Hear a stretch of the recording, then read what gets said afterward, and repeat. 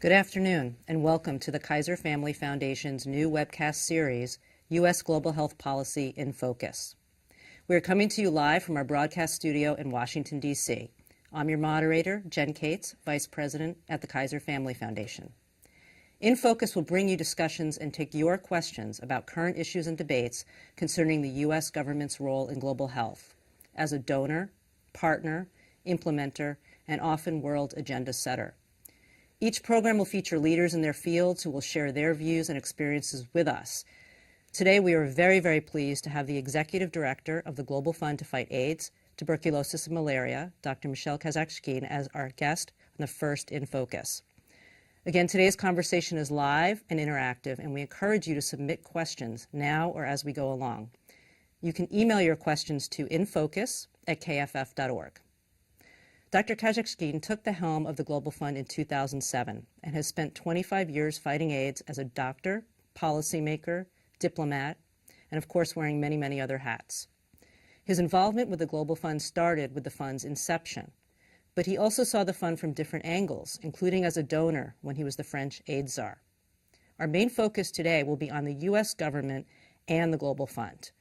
Many of our viewers know this has been a long and important relationship, probably one of the most important for the fund, but one that has also had some bumps along the way. This relationship is now entering a new phase in that we have a new administration and Congress, but also a global financial crisis unlike one we have ever experienced.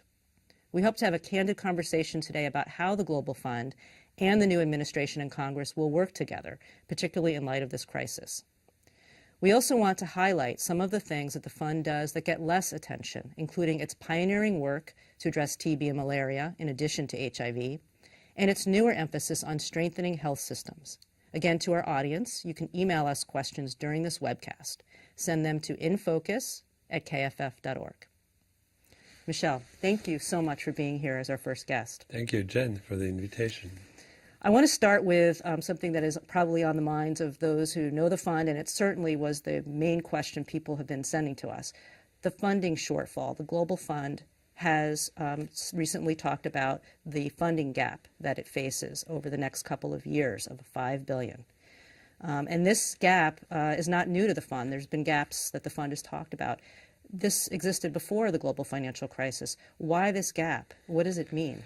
Yeah, it is also the question, that the number one question around in the Secretariat, and certainly the number one question for me, the Executive Director. Let me start by restating something that I hope the viewers know, which is that the Global Fund is responding to requests. The way we work is we are demand-driven, that is, countries come to us with what they feel are their needs, and then the Global Fund is there to respond. So when we're talking about a gap, it's an anticipated gap, but I don't actually know what the demand will be next year. However, we anticipated in 2007 a growth in demand, and the board was supportive of anticipating such a growth in demand that would lead us to somewhere between 6 and 8 billion in 2010. And if that... So 6 and 8 billion in demand from countries for yes, programs. Total. Okay. New demand, plus ensuring that the ongoing programs are still covered, yes? And Okay. 8 billion total need for 2010. And if that demand is put into perspective, in the perspective of growth from 2008 to 2010, that would represent an overall amount of money for 8 to 10 of 15 billion. Of this 15 billion, we were pledged 10 billion, basically, in 2007. We didn't know what the demand would be, but in 2008, with round 8, we've witnessed an extraordinary demand. So somehow the fund is victim of its success. I think it's a strong sign of trust in the instrument, trust from the donors who pledged, but now trust from the countries that this is the instrument that will help them scale up programs for prevention and treatment of AIDS, TB, and malaria. And I would fear very much that this trust somehow is eroded or broken if the world can't respond to that demand. Well, you mentioned round 8. So the Global Fund has gone through several rounds of funding, responding to requests from countries. And you mentioned the board. Can you tell us a little bit about how this works? There's a board, it's donors, who's on the board, just so we understand the structure. Yes. Countries send us requests. Those requests are designed not by just the Minister of Health in the country, or not just by a government, but actually by a collective group at the country level, which we call the CCM, the Country Coordinating Mechanism, which has government, but that also has all the other stakeholders that should come together to fight the epidemic or the diseases. And that is the civil society, the people living with or affected by the diseases, the vulnerable groups, but also the private sector, the multilateral, the UN agencies, and maybe we'll come back to that later in the discussion, the bilaterals that support the countries, the US, for example. Then that request comes to the Global Fund Secretariat and goes to a technical review panel, which is an independent panel of experts from the North and the South that looks at the scientific, the medical, the programmatic quality of the request. And that TRP, Technical Review Panel, then recommends to the board a given percentage of those requests that appear to be sound and feasible. And that figure of the percent acceptance is somewhere around 50%. So about 50%, about what half of we receive goes to the board recommended for funding.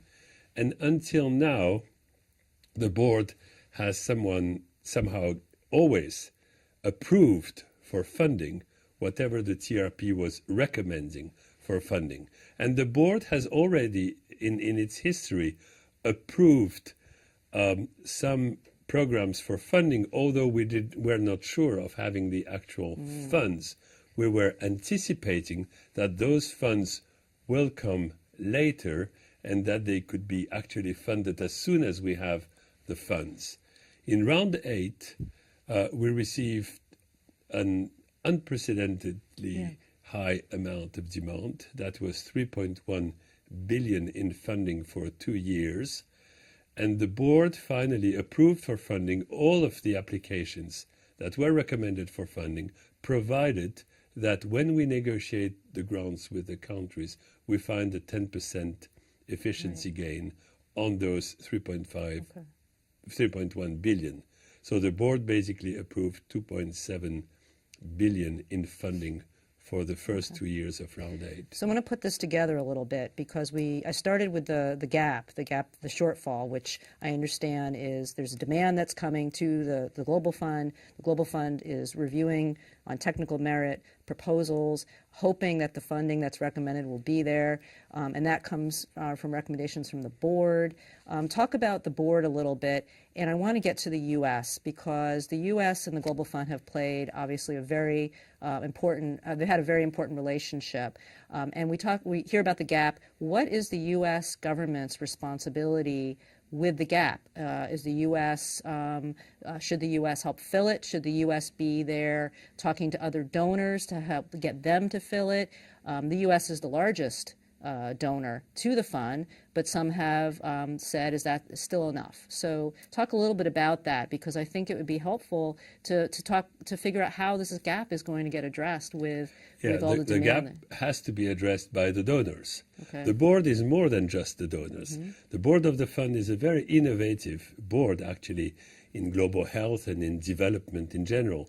It's a board where donors and beneficiaries are equally represented.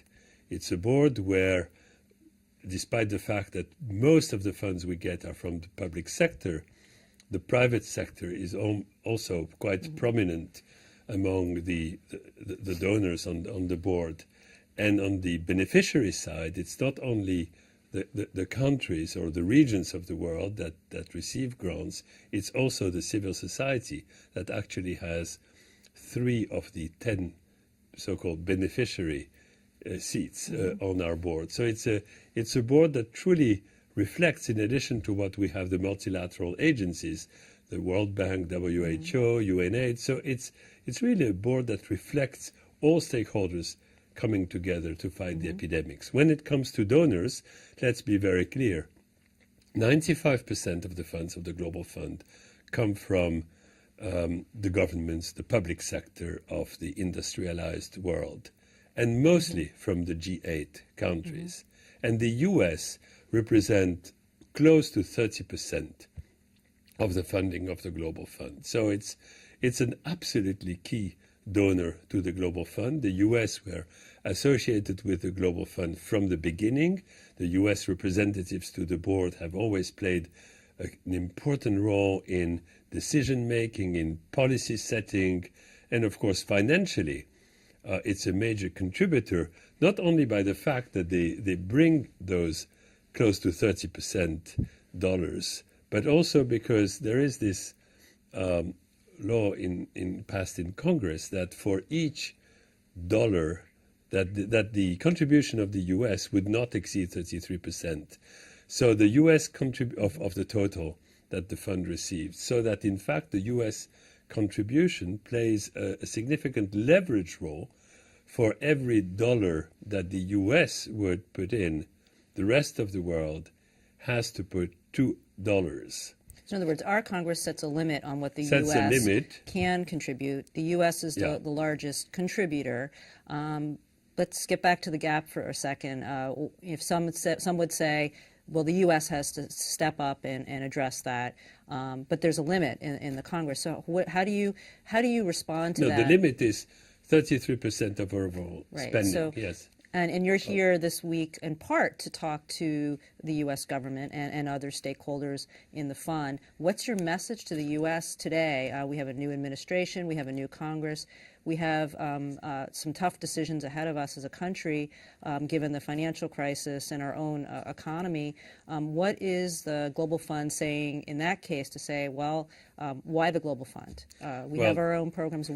Explain to me why the Global Fund? Yes. First, in terms of numbers, the message is fairly simple.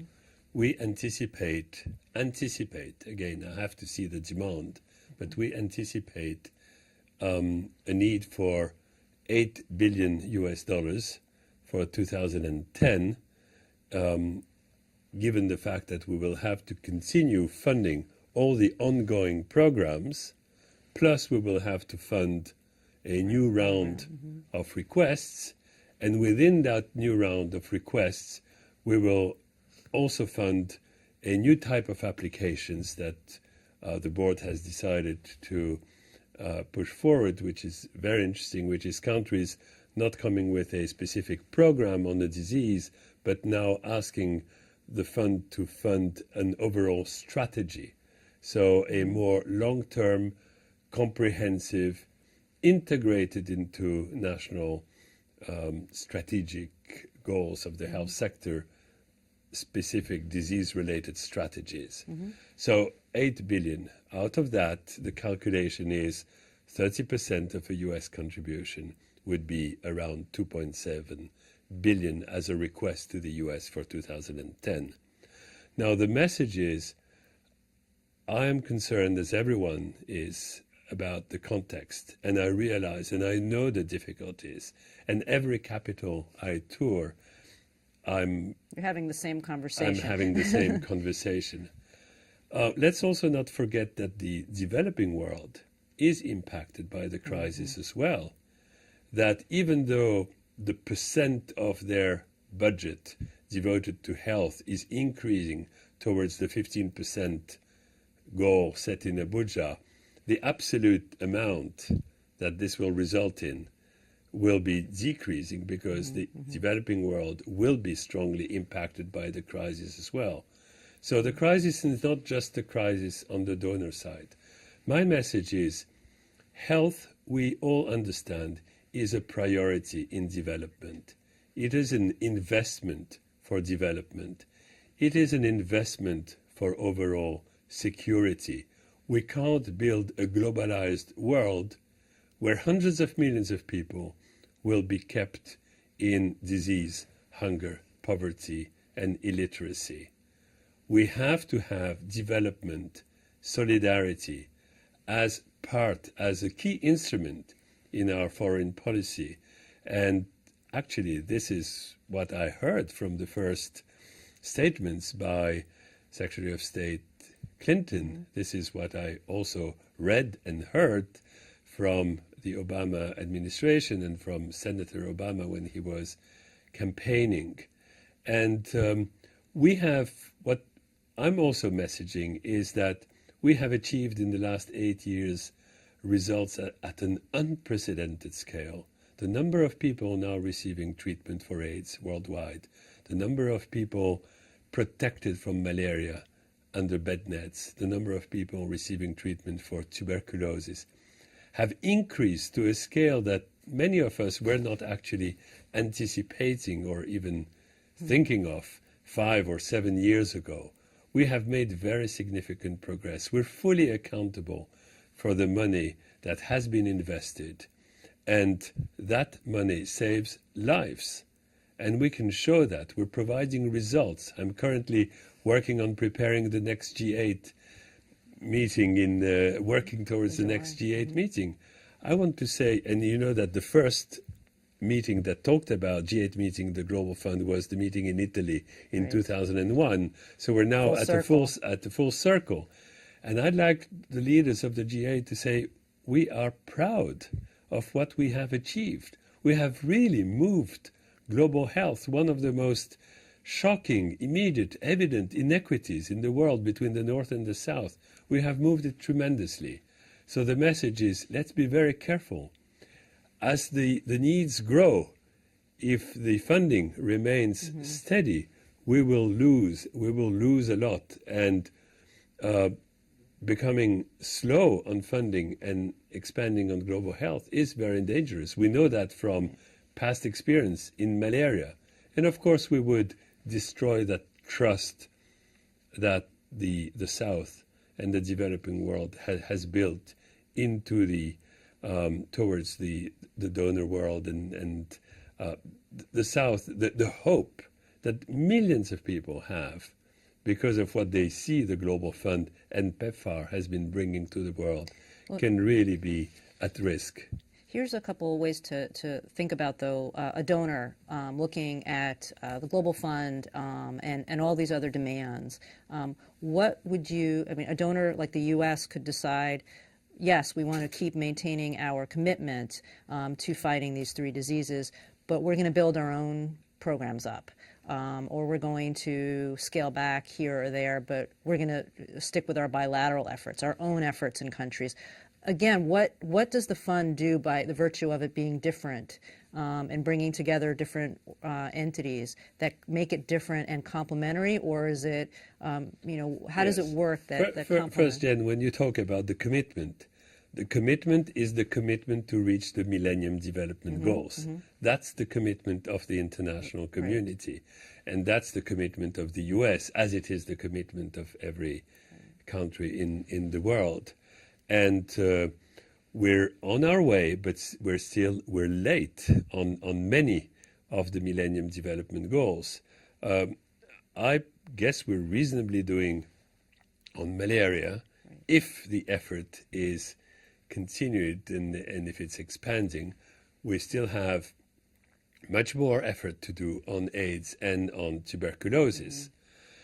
What is different about the Global Fund? First, the Global Fund, I'd say 2 things. One, the Global Fund is really the effort of the entire international community, quote, international community. This is a word many of us use, and where is the substance there? But the substance of international community is people coming together from all perspectives with a common goal. And here the goal of achieving MDG 4, 5, and 6, the health-related MDGs. And the Global Fund is bringing all the stakeholders together in that common effort. And I wouldn't imagine that the U.S. wouldn't be part, the U.S. civil society, the U.S. government, the U.S. bilateral effort wouldn't be part of that global collective effort that really gives a lot of meaning to what the world can actually achieve when it comes together. And the second thing is about multilateral and bilateral. Given the results that we've just very briefly discussed that have been achieved in the last years, I think it's time for the bilaterals to sort of rethink what's the best investment, where's the best added value for a bilateral when it comes to its contribution to global health. There are things that the multilateral system cannot do. For example, let me focus on the US, for example. In the last few years, the US in many places has contributed to strengthen the country coordinating mechanisms, those collective entities applying to the Global Fund, have invested a lot in bilateral support, technical assistance, so that a grant that is in difficulty, a country that has difficulty to absorb, as we say, that means to spend the money they receive from the Global Fund, would be able to do so. Bilaterals are capable of building capacity. Bilaterals are capable of investing in the long term.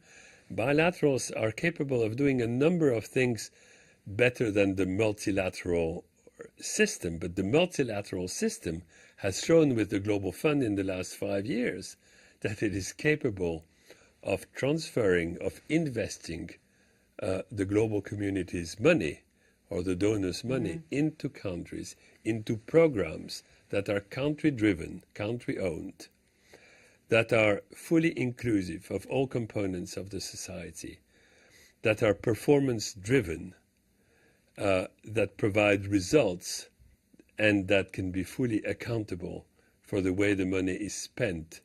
The Global Fund, because it is representative of so many constituencies, has also the legitimacy, as we have done, and I'm sure some of your viewers know, to discontinue some of the funding in some of the grants when there is corruption. And that can easily be done because it's not just the voice of one bilateral who on its own side would take that decision. It's a collective decision, again, of that international community. So to me, it's time, now that we've seen the success of the multilateral system in delivering results in global health, to rethink what's the best relationship. So what I'm telling the congressman, to come back to your question, is health development needs to be a priority of foreign policy, and we need that to keep a secure world. Health has to be a priority within development. We can deliver on health, and the Global Fund and PEPFAR have shown that they can deliver on health. It is time to further scale up that effort, because we can show you that the countries should be able to either reach the MDGs or come fairly close to the MDGs if we pursue that effort. As we pursue that effort, given the success of the multilateral system, I'm suggesting that we rethink some of the balance between the multilateral and the bilateral system. It's not one versus the other. It's one complementary to the other. But let's make sure that we invest the money where it's the most cost effective. I actually want to pick up on this issue of what the Global Fund has delivered in an area or a couple areas that most people who follow the fund know the fund is heavily involved in. But we usually hear about HIV in the fund, and certainly the fund has helped respond in ways that probably were not imaginable a few years ago. But talk about TB and malaria, because when the fund was first being talked about as a potential new instrument, it wasn't clear that TB and malaria might be part of it. And those diseases were included, and one would argue that has made a significant difference. Talk about what's happened in TB and malaria and where we still need to go. Absolutely. Yes, indeed. I think if TB and malaria had not been included in the Global Fund in 2001, those diseases may well have stayed far behind. And the progress has been spectacular. Let me first say, currently the Global Fund is providing about two-thirds of the overall available international funding for both malaria and for TB. So we are by far the main funder of the fight against those two diseases. The results are spectacular. In malaria, and the results and the impact is almost visible immediately somehow, because as you protect a family by having the family sleep under a bed net, you will see within the following months a decrease in the number of in the incidence of malaria cases and in malaria-related morbidity and mortality. And this is what has happened. In the last 2 to 3 years, we have now seen a decrease by between 40 and 70 or even up to 90% in the incidence of malaria cases and in mortality of small children below the age of 5, in malaria-associated related mortality of small children in more than 10, in 12 actually, endemic countries in Africa. In Zanzibar is an easy case, it's an island, though basically malaria has been eliminated. But when it comes to Ethiopia, Eritrea, some parts of Kenya, Tanzania, Uganda, Swaziland, Mozambique, South Africa, as I say, it decreases by Rwanda between 40 and 70% in malaria cases and in malaria-related deaths. So it's a very significant impact. What about TB? TB, very significant as well. The number of cases detected through what we call sputum analysis has actually doubled in the last 3 years, and close to 5 million people have now had access to TB treatment with Global Fund support. Global Fund is also the main, if not the only, basically, funder of MDR, multi-drug resistant TB, which is the current threat. We are, as I said before, close to be on track with the MDG targets with malaria. I'm fairly optimistic. We should be able to reach, universal coverage with bed nets within 2 to 3 years, and hopefully a world without malaria deaths in 2015. And with regard to TB, we are also close to be on track with the international targets. Again, as I was saying for HIV earlier in our discussion, the results are there. People are accountable for these results. Results have been achieved through this extraordinary collective effort that is the Global Fund. We can't have that effort slow down or remain steady when the needs are growing. There's a lot of our viewers actually asked about the progress towards the MDGs, so thank you. We only have time for a couple more questions, so I want to get at something that did come in around going back to the U.S. role and the board. The U.S. government has a board seat at the Global Fund, as do other donors and, as you mentioned, developing countries, et cetera. Who is occupying that seat right now? We're in a transition, so can you explain? Well, we had that question. Right now, I don't know. The answer is I don't know, and I actually would wish to know very much who will be occupying that seat. It is a very important seat, obviously, because of the role of the U.S. as a donor, and because if I look at the history of the Global Fund, and you said that I've been associated with the Global Fund from the beginning in different roles, I've always seen a very strong role of the U.S. delegation in helping shaping the policies of the Global Fund. I had the privilege of meeting with the transition team, and I discussed with the transition team the Global Fund, its model, its achievements.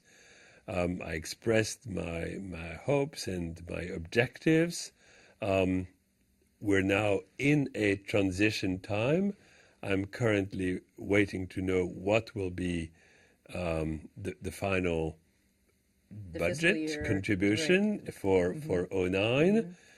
I'm putting my requests for 10, and I'm really looking forward to knowing who in the new administration will be the U.S. champion for the Global Fund. I see. Well, those are tough questions, and they've been coming in. I want to ask you, since we only have a little bit more time, pick up on something you said earlier and paraphrase a question that came in. Who owns the Global Fund? If you had to talk about who owns this instrument? Well, everyone. To me, the Global Fund is a global fund owned by everyone. I take it as a global public good in the very sense of the word. When I travel to countries, when I travel to donor capitals, I say this is your global fund. I mean, the successes and the failures and the hope we bring to the world is ours, all of us. At the country level, now I turn to a beneficiary country. This is very important. Of course, the country owns the Global Fund because the money that comes from the Global Fund is money for that country to implement the program. But it's not only the country in the administrative sense of the word. It's all the stakeholders that are in the CCM. It's the civil society, it's the people living with the diseases. But it's also, and I wish it to be more than it is, the multilateral agencies and the bilaterals at the country level. So to me, the U.S. ambassador in Rwanda, the UK ambassador in India, the French ambassador in Senegal, they are also the owners on the ground of the successes and failures of the Global Fund by their active participation in having the grants, in having the requests put together, in having the programs built, and then in having oversight over the program implementation. The Global Fund, again, is everyone's fund. And it's also your viewers' funds through their advocacy and through their support. So very quickly, looking ahead, in addition to the gap that we talked about, a couple other big issues, challenges that you want to take on the next 2 years, 3 years? Yes, it's the challenge of strengthening health systems. Clearly, as we scale up interventions in AIDS, TB, and malaria, sustainability in the long run will depend on how much we also, at the same time as we intervene, contribute to build, consolidate the health systems. That is, the health workforce, the infrastructures, the monitoring and evaluation, the procurement systems and the supply distribution chains, but also capacity building for the civil society, capacity building for communities, and also building in the longer term social protection and health insurance that are key issues for sustainability in the long term. The Global Fund is currently devoting about 35% of its funds to what you could generically call strengthening health systems. A very close figure to that of PEPFAR, by the way. If you put together PEPFAR, Global Fund, and Gavi, the Global Alliance for Immunizations, we are by far the major funders of health systems worldwide. So more emphasis on strengthening health systems, but in all of these aspects of strengthening health systems that I enumerated, but strengthening health systems not as a platform for then delivering health, but doing it at the same time as we deliver on the diseases. And to those who, currently still go on with that debate of vertical funds versus health system strengthening or horizontal funds, I say, I can bring so much evidence, we won't have time to discuss it, of how, in fact, if you look back at the last few years, it is the vertical funds, it is the AIDS money, it is the malaria, the TB money that has strengthened the systems, that has really refurbished, renovated the infrastructures, had contributed to finance health workers training and contributed to salaries. Close to we spend about 25% of our funds for health workers. We've committed currently now 15 billion in grants. So 1/4 of that, yes, so that's close to 4 billion has actually been committed to supporting health workforce, be it in the public sector or in the civil society and the community. That's very, very significant money. So among the challenges, the number one challenge is not to choose either health system strengthening or financing AIDS, TB, and malaria programs. It's doing everything at the same time and actually take the highest advantage of the positive externalities of scaling up programs against AIDS, TB, and malaria so that health systems are strengthened. I wish we had more time to talk about that. That's an issue that we'll have to take on in the future. One last thing, I'll let you have the last word on the Global Fund. If you wanted to tell us or our viewers one more thing, what would it be? The one more thing would be we are in a globalizing world. That globalizing world is a world of also growing inequities. One of the most immediate and evident inequities is health. One of the most shocking inequities is in health. And we can do something about it. And we're doing something about it.